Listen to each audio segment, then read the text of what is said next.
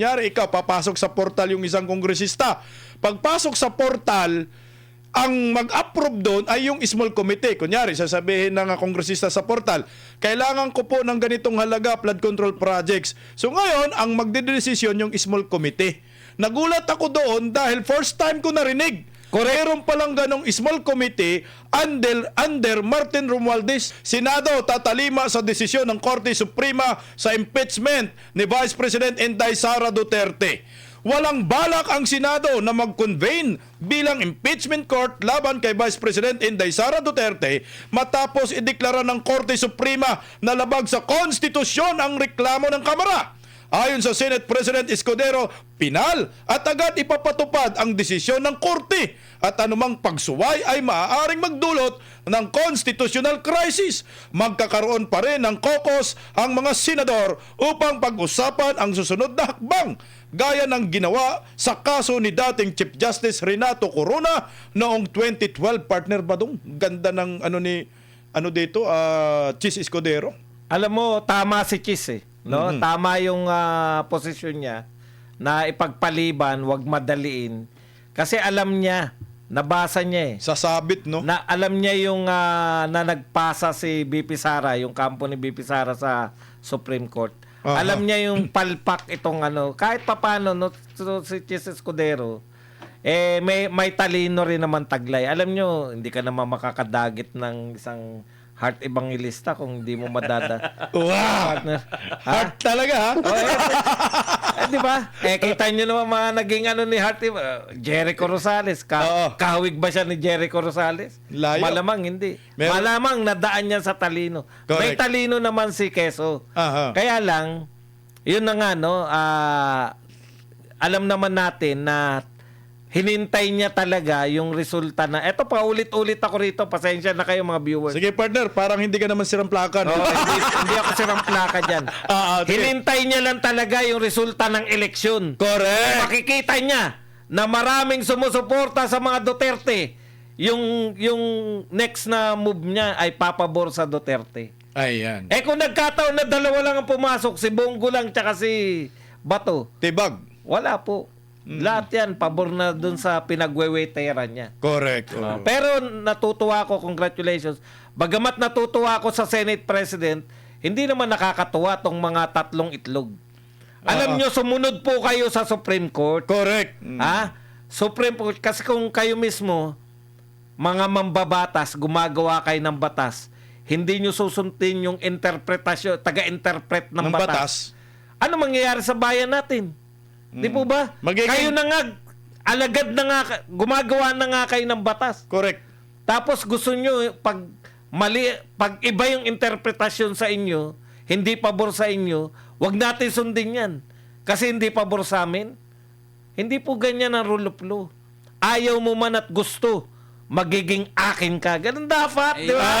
Pag nanligaw ka, ayaw mo man sa akin at gusto, magiging akin ka. Dapat partner, pag yan ay hindi susundin, tama yung sinabi ni Chis Escudero, magiging banana republic ang bansang ito. Correct. Si Tito Soto, isa na lang partner. Kasi may sinabi yan na may nagpapayo sa kanya na legal luminaries. Ito ang payo sa kanya ni Atty. Topacio.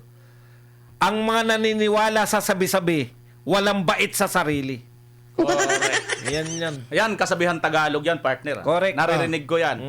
No. So, alam nyo mga partner, napakaganda. Ako, kampante na ako bago pa ito lumabas. Alam nyo kung bakit mga partner? Bakit? Kasi nung I think una or pangalawang press con pa lang ni Senator Chis Escudero, narinig ko na yan sa kanya na sinabi niya, kung papaano kung maglabas ang Supreme Court. Kasi nga, antayin muna natin dahil mayroon na pong mga nagsampa na kini-question po ang pinaka-legality or ang pagkakaayos-ayos ng impeachment na dito kay BP Sara. Antayin muna natin. Process. Yung process. Yan, tama, process. Antayin muna natin, baka mamaya biglang maglabas ang Supreme Court ng desisyon. Mamumblema tayo. Tatamaan sila. Yun ang sabi niya. Kaya sabi Kasi ko, ang sabi ng Supreme Court, yung ano na agad papatupad na agad. Oo, final na to, sinabi. Final and Executory. Oo. Yun. Executory. Yun. Yan, Alam nyo, bukod dyan, Nakakahawa si yan BBM, no? Partner Baymar. yun yung naging ano ko na naging kampante ako dahil ang nagsasalita, isa pong senador, hindi basta lang senador, isa rin Aha. po siyang abogado. Correct. Which is, bilang ako kasi, wala man ako lang kasi si Partner Buds, professor yan. Aha. Daming mga, 13 masteral. Masteral yan. Oh. ako wala man ako. 4 na doktoral. Oh, Grabe, ang tindi Galing pala lahat sa rekto. Ang tindi pala ng katabi ko. Idol si BBM. Galing lahat sa rekto. pero partner, wala man ako doktoral, Aha. hindi man ako graduate ng mga ng mga ganito. Meron! Hindi, partner, ganito. Suma naman din ako. Ayan! Hindi, Ano yung Anong suma? Kasi nung nag-graduate po yung kaibigan ko, Aha. na summa cum laude, Aha. sumama ako sa kanya. Ayun! Dalawa suma mo. Sumama ka sa summa cum laude. Correct. Ang galing mo, Chiquito! Di bagay yan sa'yo yung joke na yun, ha? Okay. Seryoso, akala ko totoo nga. Talo niya pa yung summa cum laude. Dalawa siya eh. Dalawa eh. Sige, partner Baymar. Basta. Tawat mo na, saan ba tayo mapasama nito? Huwag kang mag-alala, sasama ka sa amin.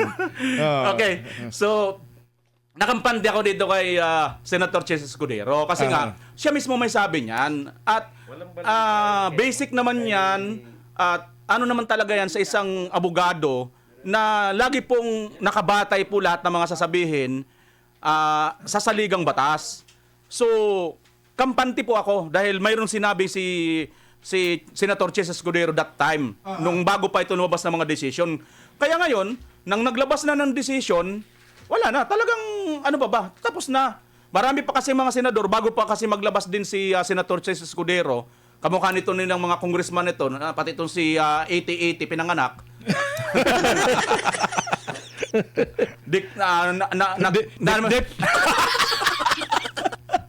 Kapihin kasi may kasalanan nito eh. Dahil sa kanyang pagmamahal kay Bongbong.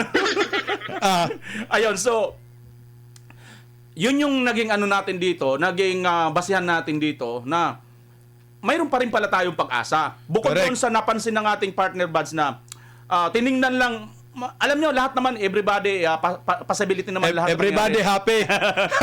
Pagkikita rito ni Chess Escudero, malamang isa yan sa inobserve niya. Correct. Na teka lang, mukhang mayroong mayroong malakas na puwersa na manggagaling sa mga Duterte. Correct. Kung ngayon pa lang magdesisyon ako ng One-sided ka, no? yung bang parang maging rookie datingan ko at naalala niya, veterans na pala siyang senador. Correct. Kaya bilang isang veteranong senador, teka, hold back ka muna, hold your mouth, hold your horses muna. So, yun ang nangyari, mga kababayan. So, ngayon paglabas nito, ano pa bang natin? Paglabas partner, ispasol na. Asahan na lang natin ngayon na makakakita na tayo ng tamang proseso, tamang hustisya sa mga pangyayaring ito. Kasi mismo na nanggaling kay Senator Chess Escudero at napakaganda yung nandyan na si Senator Marcolita, siya na yung Blue Ribbon. Blue Ribbon. Naku, na-excite ako dito mga partner. Partner, ang Blue Ribbon na committee, siya yung in charge sa accountability. No? Correct. Ngayon, partner, pag-usapan natin yung total na banggit naman natin. Accountability na pinag-usapan. Pag-usapan natin yung isiniwalat ni Tubi Tiangco tungkol sa pork barrel. Binanggit talaga ni Tubi Tiangco na may pork barrel diyan sa Kongreso, yung 777 na 7 million, AX, MAIP, tupad, na pag sumama ka sa Bagong Pilipinas Servisyo Fair, matik makukuha mo yung 777. Partner Badong, ano ang masasabi mo dito? Yun nga, no? Yung ano lang natin ng konti sa kanila, no? Yung sabi niya, eto ang akusasyon niya. Correct. Yung pork barrel, yung budget na hinihingi namin. Nagmamakaawa kami kasi big partner yung term niya eh. Big. pupunta kami sa isang kwarto, may tinatawag sila Portal. Akalain nyo to tapos na lahat. Na-budget na lahat. Dapat yan nasa mga department na. Pero dahil gusto mo na magkaroon ka ng budget sa distrito mo, Papasok ka sa portal. makikiusap ka sa portal, pupunta ka ron. Aha. At may kapangyarihan po si Opisina ni Martin Romualdez. na ikaw ay pagbigyan, Correct. i-deny, Aha. at bawasan o dagdagan ng iyong budget. Correct. Partner, napakaliwanag na yan ang pork barrel. Yan. Ang pork barrel kasi, tapos na yung budget, Mhm. may kapangyarihan pa rin yung congressman magpasya kung saan mapupunta yung budget. Kung magkano yung ibibigay na Batas budget. na. Oo. Okay, isa pa partner. Eto, ngayon ko lang, dati na nating alam yan na mayroong pork barrel Uh-huh. at sinabi na rin ni BP Sara yan na may control talaga ng budget ng Pilipinas si Martin Romualdez at saka si Dalawa sila. Si Saldimo. Saldi mo pa. Saldi ko. Ito ang akinin. Saldi ko lang yan. Saldimo yan. Saldi ko. Siloso ko. Saldi ko. Tumama doon, si Inday. Ayan. No. Ayun, napapatunayan natin na tama pala si Inday. Aha. Si Magalong na sinasabihan nila fake news. Aha. Dahil doon sa 777, napatunayan po na tama rin si Magalong. Correct. Ngayon, mga partner, ang bago rito sa sinabi ni Toby Chanco, yung small Komite. committee. Grabe, Ano naman nakala yung small? natin, Ano naman yung small committee na yun? Ito yung partner. Aha. Kasi, magde-deliberate yung mga committee, di ba? Correct. Ayusin nila yung mga budget nila. Aha. Tapos pinagbotohan nila sa plenaryo, approve, second reading. Wala na dapat yun. Tapos na yun. Tapos na yun. Pero e-entra yung small, Small committee, babaguhin yung mga napagkasunduan ng plenaryo. Correct. Biruin mo buong kongreso kayo, Nagde-deliberate kayo. Nagpapagod kayo doon. tapos nanonood naman kami, nakanganga kami ganyan. May nag-aaway pa dyan, partner. May nagkakapahiyaan pa, partner. Correct, oo. Nagkakaagawan pa, partner, ng mga hopya dyan. Pero ang ending, Ang ending, ipapasa ngayon sa small, small committee. committee. Ayan. Ayun yung binulgar ni Toby Chanco. Ang Na dapat mawala na. Ang hintay natin, partner, yung sasabihin ni Toby Chanco kung sino yung mga miyembro ng Ay, small partner, committee. meron na. Meron na sino? Meron na. Sino? Hindi ko lang na ano, kaya lang lumabas na pala yung small committee na yan noon. Oo, sa mga dyaryo-dyaryo na hindi pinapansin. Aha. Wait lang, partner Yung iba pa ba yan sa BICAM? Iba. Partner. Yun nga eh. Di ba, BICAM, alam natin doon nagaganap. Oo, di ba? BICAM. yun. Inflation, Oo. yung mga pagbabawas, Correct. dadagdag. Akala natin, BICAM lang. Oo. Aha. Pero meron pala pa. before. Small committee. Doon lang po yun sa Kongreso. Nagulat nga rin ako, partner, kasi yan din yung... Pare-pareho tayo nagulat. Ganito Oo. tayo nung nagulat, yo. Ako, partner, iba. Ano ka nagulat? Manito ako. Percy, ikaw ba yan? Nagpa-Percy ka? Si Percy na idol mo, hindi na si Bibima. Tuloy mo, partner, yung sinasabi mo. Sa small committee. Ayan, sa small committee kasi, yan ang nakakatakot ngayon. Dahil itong small committee, ito yung magkokontrol ng budget na dati na pinag-usapan na, pinal na. Sila yung magbibigay kung magkano ang, kunyari, ikaw, papasok sa portal yung isang kongresista. Pagpasok sa portal, ang mag-approve doon ay yung small committee. Kunyari, sasabihin ng kongresista sa portal, kailangan ko po ng ganitong halaga flood control projects. So ngayon, ang magdedesisyon yung small committee. Nagulat ako doon dahil first time ko narinig. Meron palang ganong small committee under Martin Romualdez sa Grabe, no? kontrolado na ng Kontrolado. office ng opisina ni Martin Romualdez. Ito yung pinaghimutok ng botse ni Toby Chanco, kaya hindi siya bumoto dito kay Martin Romualdez dahil gusto niyang mabago. Alisin yung small committee na yan, partner. Partner, katiwa-tiwala ba si Toby Chanco? Sa tingin mo? Pero sabi naman ni Toby Chanco sino ba yung papalag na kongresista? Yan. Magpakitaan tayo ng cellphone. May ebidensya, partner! May ebidensya, partner. Grabe. Oo, may ebidensya. Alam nyo, mga partner, yung binabanggit ninyo, small committee. Aha. Mayroon na akong narinig, big committee ito. Ayun. Bakit? Naalala nyo yung isang babaeng kongresista dati? Huwag na natin pangalanan, itago na lang natin sa pangalang kumikimbot-kimbot.